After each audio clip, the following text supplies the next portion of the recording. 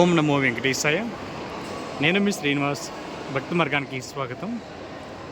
తిరుమల వెళ్ళినప్పుడు మనం అందరం కూడా శ్రీ తరిగొండ వెంగమాంబ అన్నప్రసాదం కేంద్రం దగ్గర ఒక గోడ పైన అందరినీ కూడా ఆశ్చర్యపరిచేటువంటి 3Dలో మనకి ఒక పెయింటింగ్ అయితే ఉంటుందండి.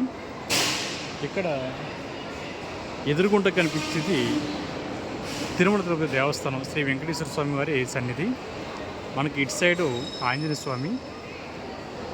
మనకి ఈ పెయింటింగ్ కోసం చాలామంది ప్రవచనకర్తలు కానీ చాగంటి కోటేశ్వర గారు, అదేవిధంగా కొంతమంది ఆధ్యాత్మికవేత్తలు ఈ పెయింటింగ్ కోసం చెప్పడం జరిగింది కదా. ఒకసారి మీరు తిరుమల వెళ్ళినప్పుడు ఈ పెయింటింగ్ చూడకపోతే తప్పనిసరిగా చూడండి. నేను బాగా చూపిస్తున్నాను మీకు. ఇటు సైడ్ ఎండింగ్లో మనకి గరుకుమంతులు అయితే కనిపిస్తూ ఉంటారు. ఆ చివరిని మనకి స్టార్టింగ్ శ్రీశైలం, దాని తర్వాత త్రిపురాంతకం, మహానంది, అహోబిలం, స్వామివారి యొక్క నామాలు.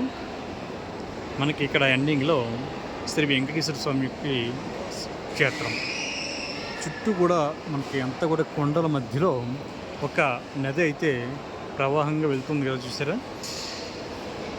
మీరు చాగంటి కోటేశ్వర గారి యొక్క ప్రవచనం వినే ఉంటే మీకు ఈ పెయింటింగ్ యొక్క గొప్పతనం ఇంకా బాగా తెలుస్తుందండి. దీని గురించి నండూరి శ్రీనివాసరావు గారు కూడా మనకి చెప్పడం జరిగింది. చూశారు కదా. మీరు తిరుమల వచ్చినప్పుడు ఎవరైనా ఈ పెయింటింగ్ చూడకపోతే తప్పనిసరిగా ఈ పెయింటింగ్ చూడండి. చాలా అద్భుతంగా ఉంటుంది. మనకి ఒక గోడ పైన ఒక 3D పెయింటింగ్ అయితే వేయడం జరిగింది. చుట్టూ కూడా కొండల మధ్యలో శ్రీశైలం, త్రిపురాంతకం, మహానంది, అహోబిలం, అదేవిధంగా శ్రీ వెంకటేశ్వర స్వామి తిరుమల క్షేత్రం పంచదివ్య క్షేత్రాలుగా పిలుస్తూ ఉంటారు. మనకి వేదంగాల్లో కూడా మనకి ఈ క్షేత్రాల యొక్క గొప్పదనం గురించి చెప్పినట్లుగా ఎంతోమంది ఋషులు కానీ, మునులు కానీ, కొంతమంది ప్రవచనకర్తలు కానీ ఈ క్షేత్రాల గురించి చెప్పారు. కాబట్టి జీవితంలో ఒక్కసారైనా సరే ఈ క్షేత్రాన్ని కూడా చూసేటప్పుడు ప్రయత్నం చేయండి. మనకి అటు సైడ్ ఎండింగ్లో గరుకుమంతుడు, ఇటు సైడ్ ఎండింగ్లో ఆంజనేయ స్వామి, వెంకటేశ్వర స్వామి పెయింటింగ్.